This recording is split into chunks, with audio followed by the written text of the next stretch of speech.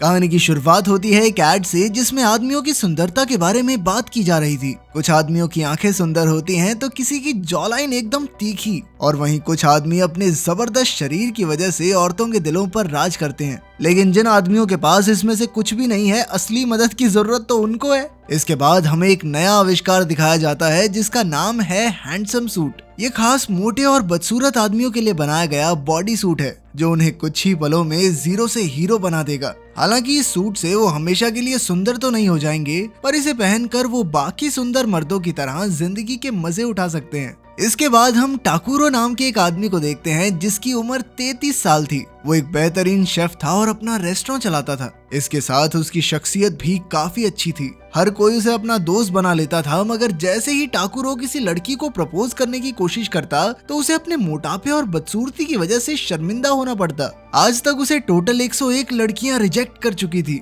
उनमें से 52 लड़कियां तो रोते हुए भाग गई और 25 ने तो उसके खिलाफ पुलिस ही बुला ली कि ये गंदा मोटा आदमी छेड़ रहा है हमें। टाकुरो की जिंदगी अब एक मजाक बनकर रह गई और उसकी एक ही वजह थी उसकी बदसूरती। एक दिन टाकुरो अपने रेस्टोरेंट में काम कर रहा था कि तभी हिरोको नाम की एक खूबसूरत लड़की उसके पास आई। वो उसके रेस्टोरेंट में वेट्रेस की नौकरी करना चाहती थी। टाकुरो उसे देखते ही लट्टू हो गया और बिना उसका रेज्यूमे देखे हाँ कर दी, क्योंकि उसका मानना था कि ये सुंदर लड़की यहाँ काम करेगी, सारा दिन दिल लगा रहेगा, मजे ही मजे। जब भी हिरोको उसकी ओर देखती तो टाकुरो को लगता कि वो अपने प्यार का इजहार कर रही है। फिर एक दिन एक बूढ़े आदमी ने हिरोको से पूछा कि वो इसी रेस्टोरेंट में नौकरी क्यों कर रही है, जबकि शहर में इससे कहीं अच्छे अच्छे रेस्टोरेंट भी हैं और वहाँ भी उसे काम मिल ही जाएगा। तब हिरोको ने कहा कि वो कुछ महीने पहले अपने पिता के साथ यहाँ आई थी। तब एक आदमी फ्री में खाना खाते हुए पकड़ा गया, पर टाकुरो ने उस पर गुस्सा करने की बजाय कहा कि कोई बात नहीं भाई, धीरे धीरे करके पैसे दे देना। टाकुरो की अच्छाई ने हिरोको का दिल छू लिया था और इसीलिए वो इस रेस्टोरेंट में नौकरी करने आ गई। ये कहानी सुनकर बूढ़े आदमी को लगा कि इस लड़की के साथ टाकुरो का टांका भिड़ सकता है। उधर टाकुरो अपने दोस्त हिसाए और टोडो के साथ था। टाकुरो ने सोचा कि हो सकता है मुझे ऐसे ही लगता हो कि मैं बदसूरत दिखता हूँ, तो उसने अपने दोस्तों से पूछा कि क्या वो सच में इतना बदसूरत है। तो उसके दोस्तों ने भी कह दिया कि उससे बदसूरत आदमी उन्होंने अपनी जिंदगी में नहीं देखा। लेकिन उन्होंने कहा कि कोई बात नहीं भाई, बदसूरत आदमियों से दुनिया भरी पड़ी है, तेरी पर्सनैलिटी अच्छी है, दिल से किसी को प्रपोज करेगा तो बात बन भी सकती है। खैर टाकुरो तो उदास होकर बच्चों के पार्क में जाकर बैठ गया। तभी अचानक हैंडसम सूट का सेल्समैन उसके पास आया। उसने टाकुरो को इस हैंडसम सूट का ब्रांड एम्बेसडर बनने का ऑफर दिया, पर टाकुरो पूरी दुनिया के सामने अपनी बदसूरती का मजाक नहीं बनवाना चाहता था। खैर अगले दिन टाकुरो ने हिरोको के लिए एक बेहतरीन डिश बनाई और ये डिश हिरोको को बेहद पसंद भी आई, पर बेचारे टाकुरो को लग रहा था कि हिरोको उसके प्यार में गिर रही है। जब हिरोको ने कहा कि मुझे इस खाने से प्यार हो गया है, तो टाकुरो ने भी भावनाओं में बहकर कह दिया कि मैं भी तुमसे प्यार करता हूँ। मन ही मन में टाकुरो को लग रहा था कि अब हिरोको भी बाकी लड़कियों की तरह रोते हुए भाग जाएगी। मगर हिरोको ने उससे पूछा कि तुम्हें मेरे बारे में क्या पसंद है, क्यों प्यार करते हो मुझसे। तब टाकुरो ने कहा कि तुम्हारे बारे में तो सब अच्छा है, तुम्हारी आंखें, कान, तुम्हारे बाल, तुम्हारे डिम्पल सब बेहद खूबसूरत है। ये सुनकर हिरोको को लगा कि टाकुरो को सिर्फ उसकी बाहरी सुंदरता से मतलब है, इसीलिए वो चुपचाप वहाँ से चली गई। अब टाकुरो 102 लड़कियों से रिजेक्ट होने के बाद बेहद दुखी था। फिर अगले दिन वो हैंडसम सूट स्टोर पहुंचा और वहां के मैनेजर से मिला। पहले तो वो इस पेंगुइन जैसे सूट को देखकर डर गया। वो यहाँ से भागने ही वाला था कि तभी मैनेजर और मालिक ने कहा कि भाई देख ले, अपनी किस्मत को लात मार रहा तू। जिसके बाद आखिरकार टाकुरो ने उसे इस्तेमाल करके देखने का फैसला किया। उसने सूट पहना तो मानो जादू ही हो गया, क्योंकि टाकुरो अब एक बेहद हैंडसम आदमी बन गया था। अपने चेहरे पर जॉलाइन देखकर तो उसके होश ही उड़ गए। इसके बाद उसने और भी तरह तरह के सूट पहनकर देखे और अंत में वही सूट खरीदा जिसमें वो सबसे हैंडसम लग रहा था।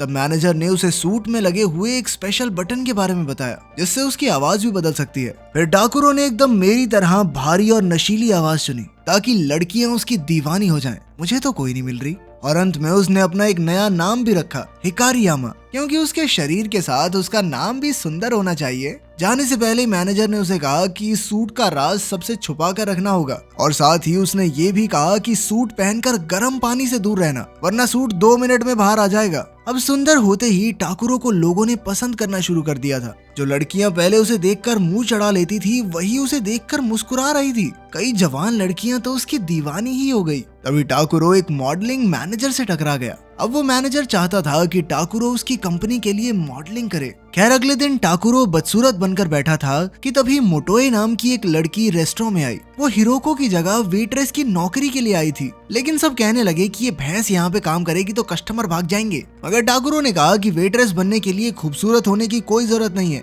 ये देखकर मोटोए भी हैरान थी, क्योंकि आज तक उससे किसी ने इतने अच्छे से बात नहीं की थी। फिर अगले कुछ दिनों में मोटोए ने अपनी मेहनत से सबका दिल जीत लिया, पर टाकुरो की ही तरह उसे भी कोई सुंदर नहीं समझता था। जब वो टाकुरो के साथ होती तो वो मजाक मजाक में उसके साथ प्यार भरी बातें करती। टाकुरो को भी वो अच्छी लगती थी, मगर एक दोस्त की तरह, प्यार व्यार नहीं था उससे। खैर एक हफ्ते बाद वो मॉडलिंग एजेंसी के मैनेजर से मिला। हालांकि आज उसका पहला फोटोशूट था और उसे पोज करना भी नहीं आता था, पर उसकी खूबसूरती के कारण सभी उसकी तारीफों के पुल बांध रहे थे। फिर शूट के बाद उसकी मुलाकात सुपर मॉडल रायका से हुई। रायका को लगा कि ये कैसे काम करेगा, इसे कुछ आता जाता तो है नहीं। पर फिर टाकुरो ने अपनी पर्सनैलिटी से उसका भी दिल जीत लिया। आज रायका को जिंदगी में पहली बार कोई पसंद आया था, इसीलिए उसने शाम को टाकुरो को अपने दोस्तों के साथ खाने पर बुलाया। रात को जब टाकुरो उसके घर पहुंचा तो उसने देखा कि रायका के दोस्त कोई और नहीं बल्कि उसी के खास दोस्त हिसाए और टोडो थे। अब टाकुरो ने बेहतरीन डिशेस बनाकर सबके होश उड़ा दिए, मगर बाद में अचानक उसकी आवाज बदल गई और फिर टोडो को लगा कि वो टाकुरो है। लेकिन फिर उसने सोचा कि इतना सुंदर आदमी टाकुरो कैसे हो सकता है। उधर टाकुरो भी हिकारियामा होने का नाटक करते करते थक चुका था और अब वो कुछ अच्छे से खाना चाहता था। उसने देखा कि मोटोए रेस्टोरेंट में उसकी मदद के लिए रुकी हुई थी। उसने टाकुरो के लिए एक रिस्ट बैंड बनाया था जिसमें उसकी पसंद के गाने भी चलते थे। ये देखकर टाकुरो को काफी खुशी हुई। फिर उन्होंने ढेर सारी बातें की और अचानक उन्होंने एक दूसरे का हाथ छू लिया। इससे उन दोनों के दिलों में एक अलग सी खुशी पैदा हुई, पर दोनों ने ही इसे नजरअंदाज करके आगे बातें करना शुरू कर दिया। इसके बाद हम देखते हैं कि टाकुरो मॉडल बनकर काफी सारे शूट्स करने लगा था। वो हर एड में दिखता था और शहर में जगह जगह उसके पोस्टर लगे थे। आखिरकार वो अपने सपनों की जिंदगी जी रहा था। वो जहाँ भी जाता लड़कियां उसके पीछे पड़ जाती और अब वो किसी को भी अपनी गर्लफ्रेंड बना सकता था। कुछ ही समय में रायका को भी उससे प्यार हो गया, मगर टाकुरो के दिल में तो बस हिरोको ही बसती थी। जब उसे लगा कि अब तो वो एक कामयाब आदमी बन चुका है, तो उसने फिर से हिरोको से मिलकर अपने प्यार का इजहार करने का फैसला किया। उसने बिल्कुल फिल्मों की तरह घुटनों पर बैठकर उसे आई लव यू कहा। पर हिरोको तो सोचने लगी कि ये अनजान आदमी बेवजह मेरे गले क्यों पड़ रहा है। वो चुपचाप वहाँ से चली गई, पर टाकुरो को लगा कि वो शर्मा कर गई है। फिर बाद में टाकुरो मोटोए के साथ बाजार गया तो मोटोए ने देखा कि टाकुरो थोड़ा उदास है। तब मोटोए ने कहा कि चलो एक गेम खेलते हैं, हमें पार्क में मौजूद खुश लोगों की तस्वीरें लेनी है। पहले तो टाकुरो को लगा कि क्या बकवास गेम है, लेकिन फिर जब वो तस्वीरें खींचने लगा तो उसे एहसास हुआ कि जिंदगी की खुशियां इन छोटे छोटे लम्हों में ही छुपी हुई हैं। फिर मोटोए ने टाकुरो की तस्वीरें खींची और उसे दिखाया कि वो हंसता हुआ कितना अच्छा लगता है। इस घटना के बाद से टाकुरो भी मोटोए को थोड़ा पसंद तो करने लगा था। रात को भी उसे बस मोटोए के ही ख्याल आ रहे थे और वो मोटोए की तस्वीरें देखते हुए सो गया। फिर अगले दिन शूट के बाद टाकुरो रायका के साथ गाड़ी में बैठा था। अचानक रायका ने आगे बढ़कर उसे चूम लिया। हालांकि उसे रायका से प्यार व्यार नहीं था, मगर फिर भी भाई 23 का हो गया था, आज तक एक लड़की नहीं मिली थी, तो वो पहली बार किसी लड़की के साथ गुलू गुलू करने का मौका खोना नहीं चाहता था। फिर वो दोनों एक साथ समय बिताने के लिए रायका के घर चले गए, लेकिन पूरा समय टाकुरो के दिमाग में बस मोटोए के ही ख्याल थे। अचानक उसने रायका को रोकते हुए कहा कि मुझे पहले नहाने जाना है, लेकिन टाकुरो ये भूल गया कि वो हैंडसम सूट पहनकर गर्म पानी में नहीं भीग सकता। इसी गलती की वजह से उसका सूट शरीर से उतर गया और वो फिर से मोटा और बदसूरत हो गया। अब वो जैसे तैसे रायका से छुप कर वहाँ से भाग निकला। फिर अगली सुबह वो स्टूडियो में रायका से मिला तो वो बेहद गुस्से में थी। आज तक कोई आदमी उसे बीच में छोड़कर नहीं गया था और इसीलिए अब वो टाकुरो को और ज्यादा चाहने लगी थी। इस मुसीबत से बचने के लिए टाकुरो ने कहा कि उन्हें जल्दी नहीं करनी चाहिए, धीरे धीरे आगे बढ़ते हैं। खैर बाद में मैनेजर ने टाकुरो को बताया कि उसे फैशन शो में रैंप वॉक के लिए चुन लिया गया है। इस शो से वो पूरे देश में मशहूर हो जाएगा और उसे बड़े बड़े ब्रांड्स के ऑफर आएंगे। इसके बाद टाकुरो को शूट के लिए गर्म पानी से नहाना था, मगर पानी देखते ही टाकुरो तो बहाने बनाकर भाग निकला। सबने उसकी बात पर विश्वास भी कर लिया, पर एक मॉडल था जो टाकुरो की सफलता से जलता था। उसे टाकुरो पर शक हो गया कि कुछ तो गड़बड़ जरूर है। फिर रात को टाकुरो ने अपने जन्मदिन की एक शानदार पार्टी रखी जिसमें बहुत सारे लोग आए थे। वहीं टाकुरो ने एक मॉडलिंग कंपनी के साथ $50 लाख की डील की। अब टाकुरो की खुशी का ठिकाना नहीं था, मगर अचानक दूसरे मॉडल ने जानबूझकर उस पर गर्म कॉफी फेंक दी। खुशकिस्मती से उसी पर लाइट्स चली गई और अपना असली रूप बाहर आने से पहले वो भाग गया। रास्ते में ही उसका सूट खराब होकर उतर गया। वो सीधा सूट के शोरूम पहुंचा और सेल्समैन से एक नया सूट मांगा। तब सेल्समैन ने उसे परमानेंट हैंडसम सूट दिखाया, जिसे पहनते ही वो हमेशा हमेशा के लिए खूबसूरत हो जाएगा, मगर इसके बदले में वो अपना असली रूप हमेशा के लिए गवा देगा। थोड़ा सोचने के बाद आखिरकार टाकुरो ने वो सूट खरीद ही लिया। रास्ते में वो एक लड़की से टकरा गया तो लोगों ने उसके शरीर और शक्ल को देखकर उसे लड़की छेड़ने वाला समझ लिया और खूब पीटा। जब वो घर लौटा तो मोटोए ने कहा कि उसे पूरा विश्वास है कि टाकुरो किसी लड़की के साथ छेड़खानी नहीं कर सकता। अब टाकुरो ने उसे हैंडसम सूट के बारे में पूरा सच बताने का फैसला किया और सच सुनते ही मोटोए चुपचाप वहां से चली गई। कुछ देर बाद हिरोको रेस्टोरेंट में आई और उसने कहा कि वो टाकुरो से कुछ बात करना चाहती है।